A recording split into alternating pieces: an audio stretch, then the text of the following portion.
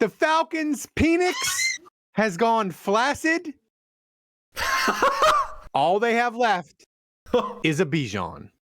Thomas, hit that intro. Welcome to Saints Happy Hour podcast. We never skip a drink day. Budrich wants to know how the doctor's doing. That ended. Now grab a drink and enjoy the show. All right, everybody, welcome to another edition of Saints Happy Hour podcast. As always, we are brought to you by Hardhide Ponchatoula Strawberry Whiskey and Chilton County Peach Whiskey. I'm Ralph Marlboro. I got Kevin with me. I got Dave with me. Thomas running the show back in Poland. Hopefully my audio holds out for 25 more minutes. All right, far, so Saints. What's that? So far, so good. By the way, yeah. Since Angel's not here, you can make all the Penix jokes you want, man. That's right. We can make Penix jokes from here to eternity. All right, so listen. The Saints are favored, Kevin, by 2.5. Wild. And which is stunning because the line opened Atlanta -3. So it swung all the way to the Saints. And we didn't get into it on the big show, but too like technical, but like this Atlanta defense is horrific in that they are second in the NFL in sacks, but they give up 9 explosive plays to Carolina of pass plays of 20 yards or more. They can get run over on the ground. So I ask you this. If I said to you, the Saints can do one thing in this game exceptionally well on offense, and don't say score or no turnovers, don't be lame. But if I said to you, they could do one thing exceptionally well, what would you want that to be against this crummy Atlanta defense who usually gets torched on the ground, but last week got torched in the air by Frodo, aka Bryce Young? What's one thing I want to see the Saints be? I would like to see the Saints get more, do more against the Falcons' passing defense, because they actually have a pretty good passing defense. And so if Shough, like the Falcons are allowing like less than 200 passing yards a game.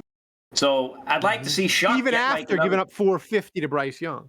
Well, right, even after that. So I would like to see Shough get, look, another 250 and above would be great. So give me 250 and above. But I mean, shit, if Bryce Young can get over 400, Shough should be able to get over 3. Ooh. This has nothing to do with what I think the final score should be or anything. I would just like Shough.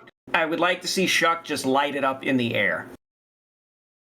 Dave, I have a theory about this game, but the Falcons in particular.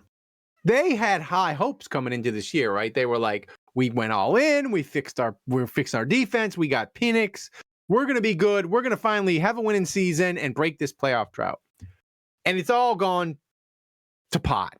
I can't curse because my son. Aren't we all? Don't we all? We all start the season excited, don't we? With high hopes, it's fall, the weather, and then it turns cold and rainy, and dreams die.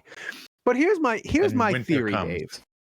Mm-hmm. I feel like Atlanta is one of these teams that, because they had real dreams. The Saints never had any dreams going into this year. We were always like, they're going to be bad. Just beat Atlanta. That's all we want.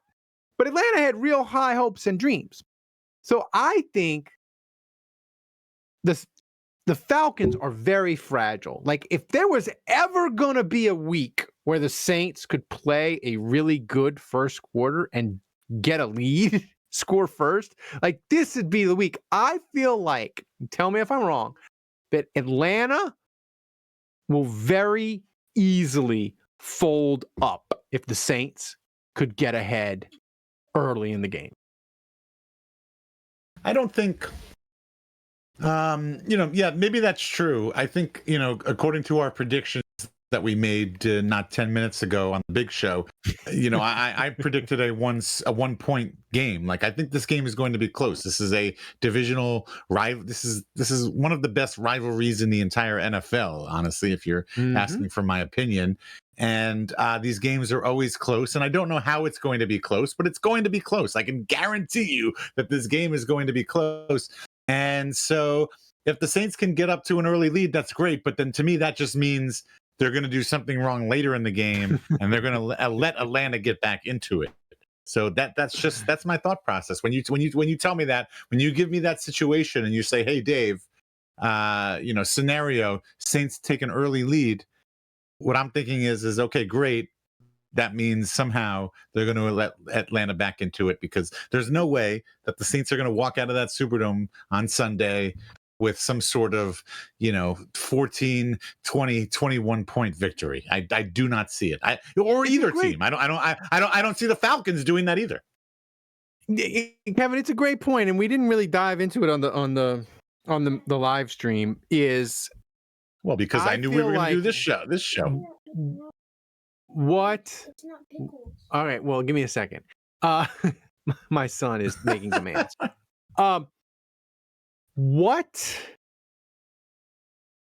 I think, Kevin, and I don't have any evidence to back this up, but I feel like when the Saints are bad and Atlanta is bad, the shenanigans meter is potentially off the charts. Have we overlooked the potential that these two bad football teams are going to deliver us comedy? And I don't know I don't know if it's going to be what kind of comedy it's going to be, but are we overlooking the possibility that this game is chock full of shenanigans? Yeah, I mean,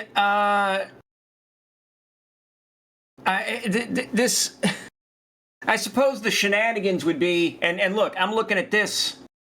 Third down defense, both of them are like they're one over the other on third down defense. They're one over the other on red zone defense. Like, the funniest thing would be for them to just march down the field and basically do a reenactment of the Battle of Verdun, where they march about 40 yards, half the punt or whatever.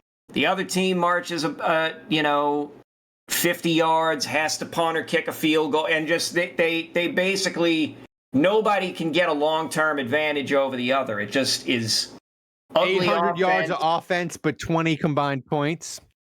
Yeah. Well, I mean, I don't know how it would be like a combined 370 yards, and the game ends up being like 13-10.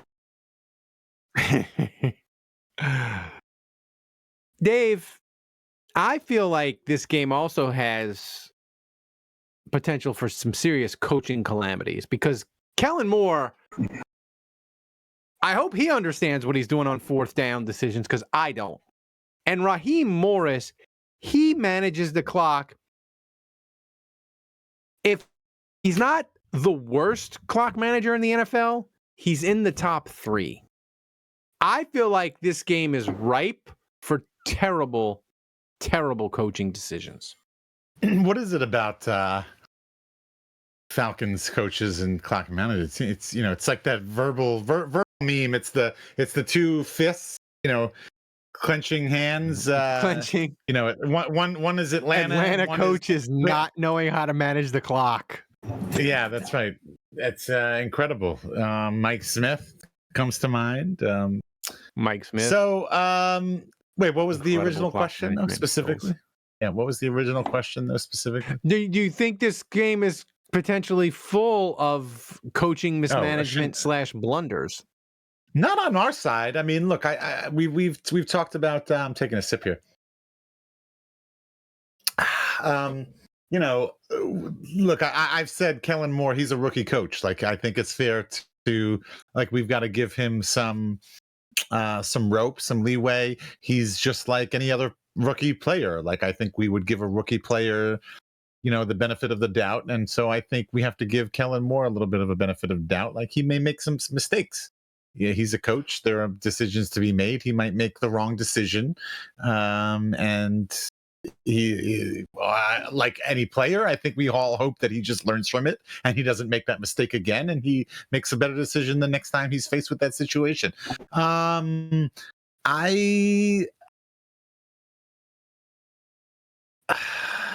What was the original question again? I still don't remember. Coaching malpractice. Are we going to see it or not? No. Oh, if we do, it's going to be on Atlanta's side again. No. I'm still like not sure I follow. No. Any coaching malpractice is going to be on the Atlanta Falcons side. Kevin, before we get to the mailbag, a couple of questions from loyal viewers, listeners. What is the funniest way the Saints could win this game? Because there are many ways they could win, but what would be the funniest way that would bring you the most joy possible?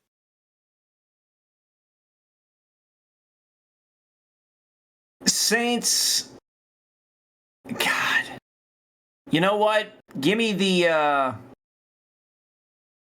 a penalty and a 10-second runoff. So the Falcons are trailing. They're marching down the field. They're gonna get within field goal range, or they're just about in field goal range, and they commit a penalty, and the refs are like, "We have to do the 10-second runoff," and then that's the game. That would be funny. So give me that.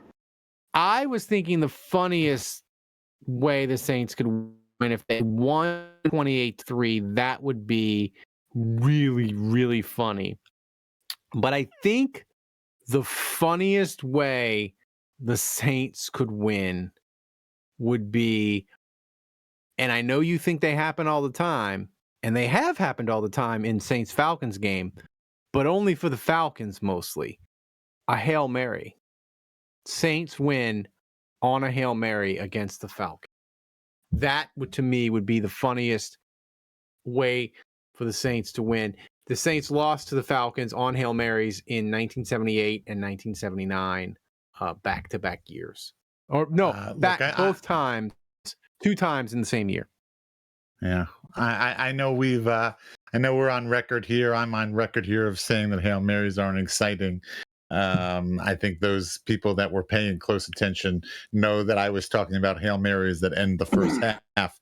I'm not talking about Hail Marys that win a game against your most hated rival at the last second. That's a totally different story. So if that were to happen, sign me up. Like that's fine. You're telling me Tyler Shough is going to throw a walk-off touchdown Hail Mary to win over the Falcons. That's what you're telling me. That is what you're fucking telling me. I would say inject it. I don't know. Put it on a spoon. Put a little water in there. Put a candle under there. Whatever. Light it up. Liquefy it. Put it in a syringe and go ahead and inject it. Do you have a funny way that you would like the Saints to win? I think that's how you do hard drugs. I don't know. I have no idea. Yeah. That's what I've seen that's what I saw in what was Train Spotting. No, I was thinking of the one in Brooklyn. No, I was thinking of the one where they're in Brooklyn and it's it ends with the 2 girls doing the double thing at the back-to-back. Anyway, never mind. Don't worry about it. In less than 0 to a. It's Jared Leto is in it. He's from Mash Brooklyn. It up and Ellen Burstyn, I think, is in it. He's his mother. Oh, Requiem for a Dream? Yes. Thank you. How the hell have you never seen The Godfather or Scarface or Goodfellas? And you're going to come out and I saw Requiem for a drug Dream. movie. It's got this person and this person, the 2 ladies back to back, and they're doing the thing. That movie was seen by 6 people. I've seen many Fellini movies. It's like, what is going on? You know what I'm talking about, though. The 2 ladies back to back, though. You know what I'm talking about that, right? Yeah. I bet you do, Panama Red. The ladies. Jennifer Connelly. All right, Thomas. Let's get to a couple of. Oh, right. Jennifer Connelly. Good point. Russell Crowe's wife. What you really in Beautiful Mind? No, in real what you got life. for us, Thomas? No, she's married to No. Paul Bettany. She is? Oh, All right. Yeah, she's Never married to Paul mind. Bettany. The other guy in Master and Commander. Never mind. Wow. Yep. There we go. Thomas, your edition of People magazine is outdated. I don't know if it got to Poland yet. I don't know if the latest edition I'm of using People the old magazine. one. Yeah, I don't know. The Russian version, man. That's All right, That's right. Thomas. Fake news. Fake The news. propaganda is false. Yeah, the Russians. fucking Yeah, the propaganda. Russisions want you to think that Russell Crowe is still married Yeah. to Jennifer Connelly. That's exactly what they want you to fucking believe. All All right, Thomas, what's the first question? We have two questions. First question, and by the way, saved from last week right after the Carolina game. So keep that in mind. First question from Maxi Hudat. He asks, should the NFL investigate J.C. Horn's false, quote-unquote false, as an order from the mob to leverage some bets on the Saints? I like how he capitalized mob. Like, are we talking about Goody Mob here? Like, what are we? Who are we talking about? You know the mob we're talking about. But we're not talking about that mob. But you know what we're talking about. Yeah, that's funny. Hey, look, with all the stuff that's been coming out with the baseball and the UNO players basketball, point shaving. The UFC? Yep. I don't know. Anything's possible at this point. I don't know if I can rule it Listen, out. Don't know if I can rule The it out. only thing I'll say, and this is coming from me, a former, potentially sometimes still degenerate gambler, there was a reason. There was a reason, Kevin, that the NFL spent 75 years or however many years it was keeping gambling at arm's length. And they were very strict. They didn't want players hanging out with bookies. They suspended Joe Namath and all kinds of stuff. There was a reason they did it. And now they're awash in gambling money, all the sports leagues. And of course, it's bad and it's going to get worse because athletes need the buzz of competition and wagering, and they're going to make bad decisions. Kevin, I'm joking, but I'm also kind of serious. Like, there's going to be a horrific gambling scandal before 2030, I think. Wait, you're talking about in general, or do you mean for the NFL? In general. You're going to get that by 2027. Like, we've already seen, I guarantee you there are people still in leagues that are working on doing things probably, and we don't know about it yet. And we'll never know. Definitely by 2027, somebody's going to get busted real big and real bad for it, and it's going to be it'll be something like, oh yeah, they've agreed to. It'll be some big player, like in the NBA, but it won't be the NBA. It'll be the NFL. It'll be an NFL thing. I can almost that'll be the biggest thing. The biggest scandal would be if it was the NFL. Dave, am I wrong on that? Oh, 100. No, it's always, the NFL is the big boy. The NFL is way bigger than all the other leagues combined, it feels like. So yes, I think it would take something at the highest level. I don't know. I feel like if something happened in a college football game that people cared about, either way, we're talking really about cared football. about, then it could be a big. I guess then football. So maybe you could say football in general. Maybe. Yeah, football. I think it would. Like if it was like a SEC football game or a Big Ten game. Right. That's right. Even if it was That's like similar crappy to the NFL. teams. Yeah.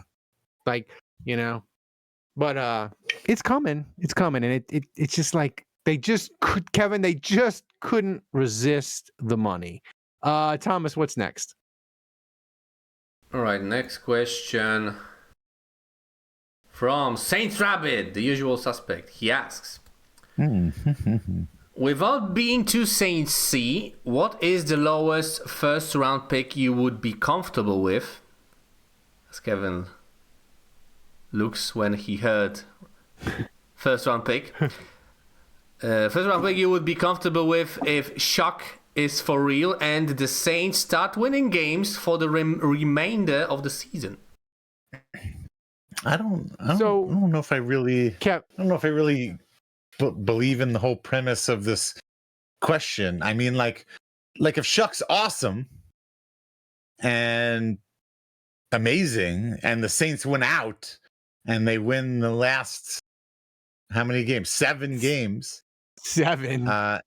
And get themselves to 9-7, and get themselves a 20-something pick, or 18 pick. I'm not gonna be upset about that, because obviously Shough is fucking the next he's the next freaking Patrick Mahomes at that point. Well, so I'm not gonna be upset about it. No, I don't care. Well, Kevin, That's my worst question case would be: scenario. would you be is there a scenario where you're not upset about Shough being good, but you are kind of a little bit annoyed at where the Saints land in the draft? Oh, I can absolutely see myself being annoyed. If they wind up outside the top 12. Yeah, they're not mathematically eliminated from the postseason yet, I don't think, but No. they all are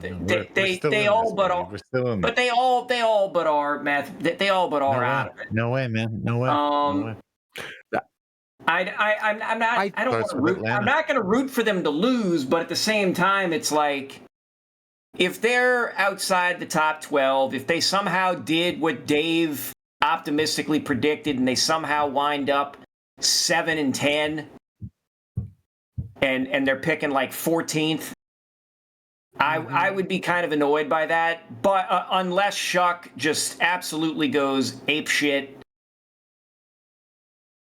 Yeah, I mean, it would take Shough being lights out in order for me to get over the fact that they're outside the top 12.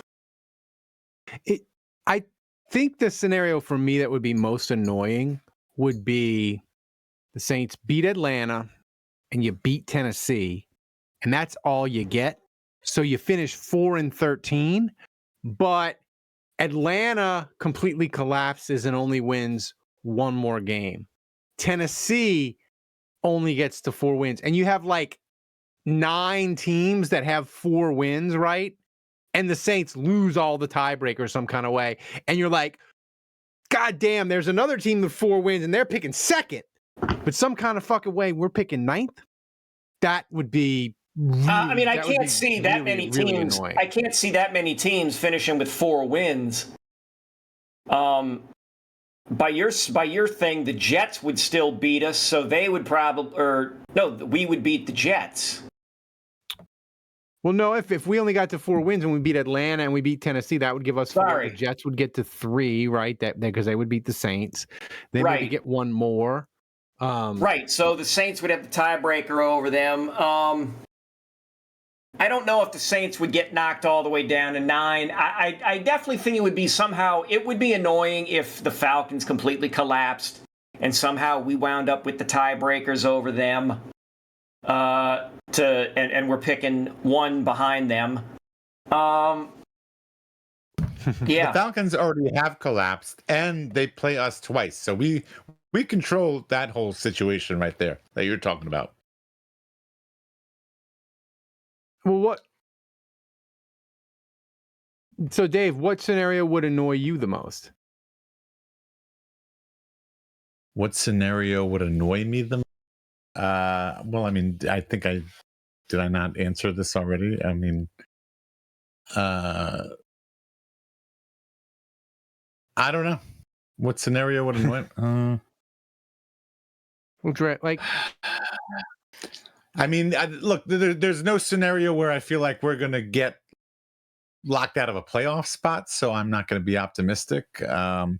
So then the only thing that would annoy me would be is if we ended up still continuing to be terrible and we got screwed out of some good draft pick. But I'm not.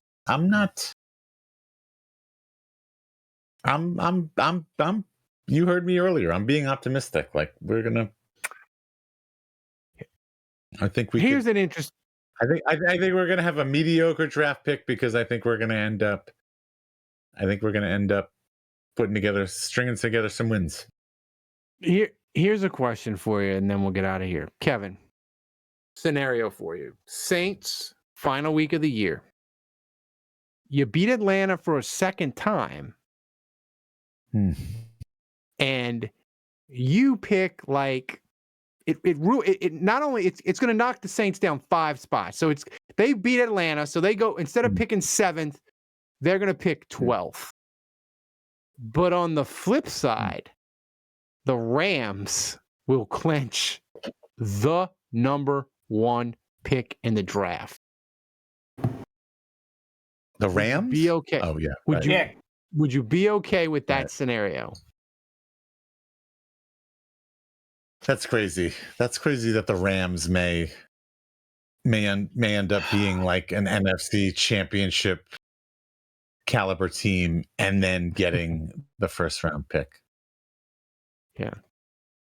I despise the Rams, but I do too. I think my loathing of the Falcons and getting a kick out of seeing that happen to them would make up for my loathing of the Rams. So I would say yes.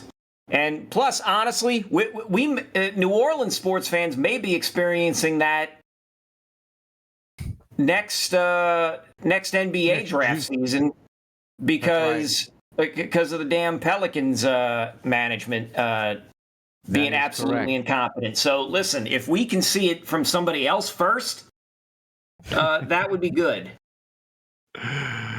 I mean, the Falcons, if the Saints can kick their head in this Sunday, I would just recommend to everyone, go to thefalcoholic.com, find your favorite Falcons Reddit thread. Oh, I haven't talked to Dave Choate in forever. Is he still over there? He's still over there. He comes on the podcast. I didn't have him this week because I had Bomani Jones, but I will have him. No, I know. The last week of the year. Dave Choate is still writing for the Falcoholic. He is still writing over there. He's still holy shit, a good guy. I still DM him on Twitter. But they are down. Oh my God. They are down bad, and their tiers are delicious. Oh my God! I can't believe he is still doing stuff for them. He's still in the SB Nation salt mines. I know. I wonder if he got. Well, geez, Dave's been around so long. I wonder if he got like some kind of like, not stock, but I don't know, some sort of ownership stake or something. I don't know. Wow, Jesus. Fruitcake. Thank you. Yeah, right. Thank you. Yeah. Fruitcake. I mean, he was like your mentor. My mentor when I first joined. Yeah, wow. And he's still there, and I've been gone years. Oh my God. Wow. I mean, you know, that's Dave, that's true freaking dedication, you know? Dave, but all right, Dave's thanks, part, guys. yes. No, I agree. It's incredible. So this has been the preview show, guys. Go to patreon.com/Saints Happy Hour. Become a patron, support the show. You get access to our Discord. Me and Kevin are always hanging out there. It's fun on game day. It's much more fun than social media.